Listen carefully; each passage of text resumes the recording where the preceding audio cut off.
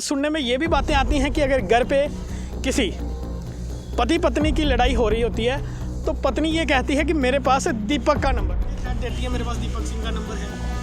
वो मेरे को इस बात में जानकारी नहीं है कि कौन किसको क्या थ्रेट दे रहा है। थोड़ी ना मैं पुरुषों का विरोध करूंगा, लेकिन हाँ, जहाँ आप लोग अन्याय करेंगे, गलत करेंगे, जानबूझ के एक कमज़ोर पक्ष पर हावी होने की कोशिश करेंगे तो हम उसका समर्थन करेंगे और आपका विरोध करेंगे। और ये मुझे लगता है कि ये करना चाहिए। हमने देखा है वो व्यूज़ के पीछे भाग रहे हैं।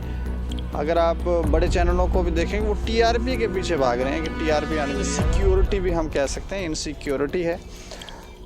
सरकारों को या समाज को कोशिश करनी चाहिए कि ये इनसिक्योरिटी से लोग बाहर आ जाएं, और जब वो बाहर आ जाएंगे तो फिर वो इस तरफ टीआरपी के पीछे नहीं जाएंगे, व्यूज़ के पीछे नहीं जाएंगे, वो एक आराम से जीवन जो है वो जी पाएंगे। लेकिन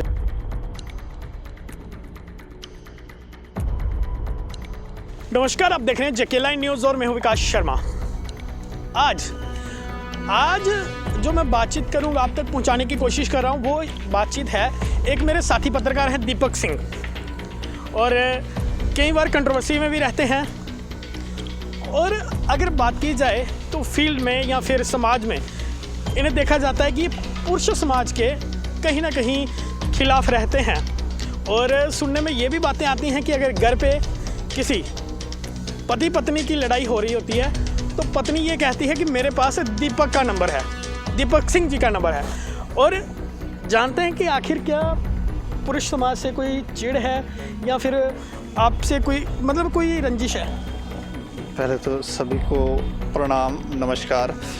मेरा पुरुष समाज, मैं खुद पुरुष होकर थोड़ी ना मैं पुरुषों का विरोध करूंगा, लेकिन हाँ, जहाँ आप लोग अन्याय करेंगे, गलत करेंगे, जानबूझ के एक कमज़ोर पक्ष पर हावी होने की कोशिश करेंगे तो हम उसका समर्थन करेंगे और आपका विरोध करेंगे। और ये मुझे लगता है कि ये करना चाहिए। मैं जब से मैंने जन्म लिया, होश संभाला, जब मुझे थोड़ी ठीक से बातें समझ आने लगी हैं, तब से मैंने ये देखा है कि कहीं ना कहीं एक ऐसी शक्ति को दबाने की कोशिश होती है जो शक्ति जन्म देने की शक्ति रखती है, जन्म देने की ताकत रखती है। अगर वो कमज़ोर होगी तो हमारी जो आने वाली पीढ़ी है, जो बच्चे जन्म ले रहे हैं, वो कमज़ोर होंगे। तो औरतों का समर्थन करने का एक विशेष कारण जो मैं आपको बता सकता हूँ, एक विशेष कारण कि मुझे लगता है कि उन्हें कमज़ोर करने की ज़रूरत नहीं है, बल्कि उन्हें सशक्त करने की ज़रूरत है, उन्हें शिक्षा प्रदान करने की ज़रूरत है। आप उन पर अपना आधिपत्य मत जमाएं, बल्कि उन्हें इतना शिक्षित कर लें कि वो कमज़ोर रहे ना, और वो बेहतर आने वाली पीढ़ी जो है वो बेहतर जन्म दे, ऐसी पीढ़ी को जो इस समाज में बेहतर काम कर सके, किसी से डरे नहीं, खौफ नहीं, किसी के खिलाफ अन्याय ना करे, ये सब ना हो। इसलिए एक समर्थन मैं ये करता हूँ। हाँ, दूसरी बात, आप ये भी तो हो सकता है कहीं वो बेचारा पुरुष जो है वो बेकसूर हो। पुरुष तो पहले भी आवाज़ उठाते रहे, तो अभी उठा सकते हैं। पुरुषों को इतनी डरने की क्या ज़रूरत है? बेकसूर मैं वही कह रहा हूँ कि अगर मेरे साथ गलत होता है तो मैं आवाज़ उठाने की क्षमता नहीं रखता हूँ। मेरे को कौन डरा रहा है? मेरी तो आवाज़ सुनी जाएगी। लेकिन महिलाओं का साथ देने की ज़रूरत ये है कि उनको शक्ति देने की ज़रूरत ये है कि घर बैठे बैठे थ्रेट देती है, मेरे पास दीपक सिंह का नंबर है। वो मेरे को इस बात में जानकारी नहीं है कि कौन किसको क्या थ्रेट दे रहा है। हाँ, मेरी वजह से अगर कोई पुरुष जानबूझ के दुखी है तो वो मुझसे ही आके बात करेगा, तो मैं तो कुछ कर ही सकता हूँ। नहीं तो हमारी एजेंसियाँ तो इतनी सक्षम हैं ही कि अगर आपके साथ गलत हो रहा है तो आप एक रिटर्न एप्लीकेशन दे दो, तो आप देखेंगे कि किस तरह से कार्रवाई की जाती है। उसमें डरने की मुझे नहीं लगता कि डरने वाली बात है। जब कोई आपको मेरा नाम लेके थ्रेट दे रहा है तो ये तो मुझे नहीं लगता महिलाएँ ऐसा करती हैं।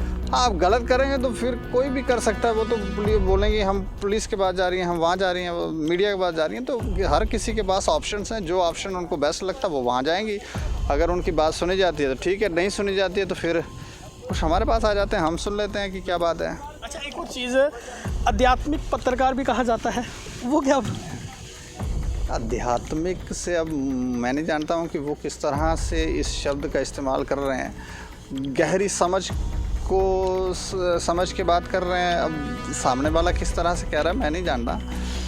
स्पिरिचुअलिटी आध्यात्मिकता अगर ये शब्द इस्तेमाल हो रहे हैं तो हो सकता है उनको लगता हो कि मुझे कोई गहरी समझ है किसी बात की, इसलिए ऐसा शब्द इस्तेमाल कर रहे हैं। अच्छा भी है। अब मुझे भी आनंद आता है कि शांति होनी चाहिए, कोई लड़ाई झगड़ा नहीं, कोई कंट्रोवर्सी में मैं ना पड़ूं। एक जो बात होनी चाहिए वो होनी चाहिए, उसे करता हूं मैं। डर नहीं लगता आपको? किससे डरना चाहिए मुझे, क्यों डर नहीं लगता? देखिए वहाँ ऐसे ऐसे लोग हैं जो ऐसी ऐसी ताकतों को हाथ नहीं डालते। कुछ ऐसे नामी लोग ले लो, आप 1 मिनट में खबर कर देते हैं। 1 मिनट में नहीं, मैं पूरा वेरीफाई करता हूँ कि क्या ये जो लोग ऐसा कर रहे हैं। वेरिफिकेशन ऑलरेडी हुई होती है, बस आप आते हैं और कर देते हैं। वो आपको लगता है, जब सामने वाले को लगता है कि मैं ऐसे ही आगे कर रहा हूँ, ऐसा है नहीं।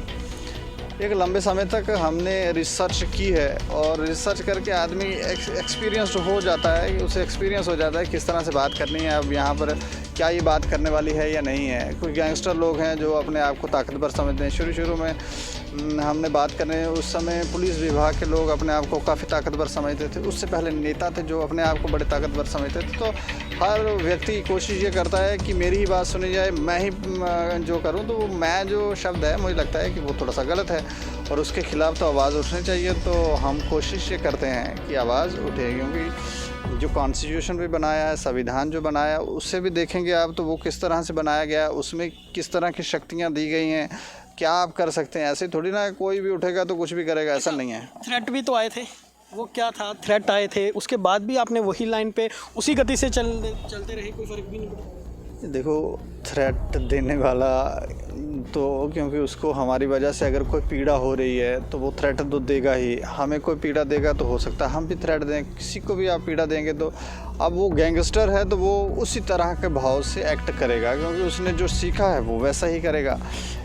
उसे हम गलत कहें तो ये नहीं ठीक है। लेकिन हाँ, कुछ लोग अपनी मूर्खताओं के कारण ऐसा एक्ट करते हैं जिससे समाज जो है वो अंधकार में चला जाता है। वो अंधकार में ना जाए, हमें लगता है कि उन लोगों, क्योंकि शिक्षा की कमी है, कई बार लोग पैसों के पीछे चले जाते हैं, तो फिर एक बार आपने गलत स्टेप ले लिया तो वापस मुड़ने का मौका नहीं मिलता, इसलिए वो चले जाते हैं। तो फिर रास्ते हैं नहीं, फंस जाते हैं, ट्रैप हो जाते हैं, तो फिर परेशानियां तो हैं।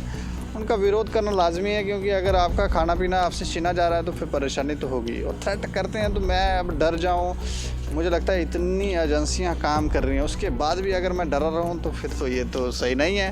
तो मैं क्यों डरूं? भाई सभी सारे लोग अच्छा काम कर रहे हैं। मतलब आपको लगता है समाज में कहीं ना कहीं शिकायतें रहती हैं। मुझे बताएं, इस समय किस तरह की पत्रकारिता होनी चाहिए? क्या हो रहा है समाज में? किस तरह समाज, मतलब अगर पत्रकार चलें तो किस तरह चलना चाहिए? देखिए, पत्रकारों का काम है समाज में जो हो रहा है यथावत स्थिति बताना कि ये देखें ये समाज में हो रहा है। हाँ, फैक्ट एंड फिगर्स चेक कर लें कि कोई कुछ कह रहा है तो उससे क्रॉस वेरीफाई ज़रूर करें, ताकि पता ये चल जाए कि क्या ये बात सच भी है। ऐसे ही माहौल ख़राब ना कर दें। आजकल एक अलग सा ट्रेंड चला हुआ है, सोशल मीडिया का ज़माना है। ज़्यादातर लोग हमने देखा है वो व्यूज़ के पीछे भाग रहे हैं। अगर आप बड़े चैनलों को भी देखेंगे वो टीआरपी के पीछे भाग रहे हैं कि टीआरपी आनी चाहिए। अगर हाँ ये टीआरपी नहीं आएगी तो फिर उनका किस तरह से उनको सैलरियाँ मिलेंगी। बाकी ये चीज़ें हैं, थोड़ा सा कुछ प्रॉब्लम्स हैं। एक इनसिक्योरिटी भी हम कह सकते हैं, इनसिक्योरिटी है। सरकारों को या समाज को कोशिश करनी चाहिए कि ये इनसिक्योरिटी से लोग बाहर आ जाएं, और जब वो बाहर आ जाएंगे तो फिर वो इस तरफ टीआरपी के पीछे नहीं जाएंगे, व्यूज़ के पीछे नहीं जाएंगे। वो एक आराम से जीवन जो है वो जी पाएंगे। लेकिन जब जीवन आराम से नहीं जी पाएंगे, सैलरियाँ आपको नहीं मिलेंगी, आपको कई प्रश्न आप पर उठने लगेंगे, तो फिर आपको कुछ तो करना ही पड़ेगा। तो इसलिए कर रहे हैं, लेकिन धीरे धीरे परिवर्तन आ रहा है। तो मुझे लगता है कि आगे चल के अगर सरकार जैसे काम कर रही है ऐसे करती रही तो सारी चीज़ें व्यवस्थित होती जाएंगी। आखिर में क्या मैसेज रहेगा आपका? मैसेज लोगों को, मुझे लगता है कि अब वो समय आया है कि हम सोच समझकर कोई भी बात करें तो सोच समझकर उस पर स्टडी करें। पहले देख लें कि हम क्या शब्द मुख से निकाल रहे हैं। किसी को भी ये ना कहें कि तुम्हारा तो हम ये कर देंगे, तुम पागल हो, तुम ये पागल कह रहे हो, ब्लैकमेलर कह रहे हो, कुछ भी कह रहे हो। पहले एक बार चेक कर लो उसके क्राइटेरियाज क्या हैं। कई बार हमने देखा है लोग कहते हैं ये अहंकारी हो गया है, इसमें अहंकार है, उसके भी मुझे लगता है कि ये भी राइट डाउन होने चाहिए कि भाई अहंकार क्यों वो शब्द का इस्तेमाल हुआ है। लोगों को थोड़ी जानकारी हो, जागरूक हो जाएं लोग, ताकि कोई भी बात कहने से पहले 4 बार सोच लें। ऐसे ही विरोधाभास नहीं, क्योंकि पहले एक समय तक, लंबे समय तक राजनीतिक सिस्टम हम पर जो नेता थे वो हावी रहे और वो गुमराह करते थे आपको। आपकी शिक्षा पद्धति में मैंने ये देखा बचपन से ही कि शिक्षा पद्धति इस तरह की रखी गई ताकि आप वो चीज़ें ना पढ़ पाएँ जिससे आप अवेयर हो जाएं और आप लास्ट में उन्हीं के खिलाफ आवाज़ उठाएं। तो थोड़ा ऐसे गुमराह करने वाली, और लोग, मैं देखता हूँ कि एक लीडर कह रहा है कि हम अब ये कर देंगे, तो सारे कह रहे हैं हाँ हम ये कर देंगे। पहले चेक तो कर लो, करेंगे भी या इसे करने से होगा क्या। ये सारी चीज़ें पहले स्टडी के साथ, अब हम शिक्षित हो रहे हैं तो थोड़ा और शिक्षित हों, बेहतर हों और बेहतर फैसले लें। ऐसे ही किसी के कहने पर हम बहकावे में ना आए और उस पर एक्ट ना करें। वो ऐसा लगता है वो सारा समाज जो है वो मूर्खतापूर्ण हरकत कर रहा है। तो थोड़ा समझदारी से काम करें। चलिए, थोड़ा समझदारी के साथ आप काम कर लीजिए और अगर कोई भी निर्णय लेते हैं तो सोच समझ कर लीजिए। ऐसा नहीं कि कोई कुछ कहे तो आप बस एकदम उसी की चाल चलने लगे। अपनी सोच समझ रखिए, उस पर अपना फैसला लीजिए। ये कहना है दीपक सिंह जी का। फिलहाल आपको किस तरह लगा, कमेंट बॉक्स में अपनी महत्वपूर्ण राय जरूर रखें। फिलहाल के लिए इतना ही, और भी लेटेस्ट अपडेट के लिए आप बने रहें और देखते रहें चेक लाइन न्यूज़। मुझे यानी कि विकास शर्मा और कैमरा पर्सन आदित्य को दीजिए इजाज़त। नमस्कार, जय हिंद, जय भारत, जय जम्मू कश्मीर।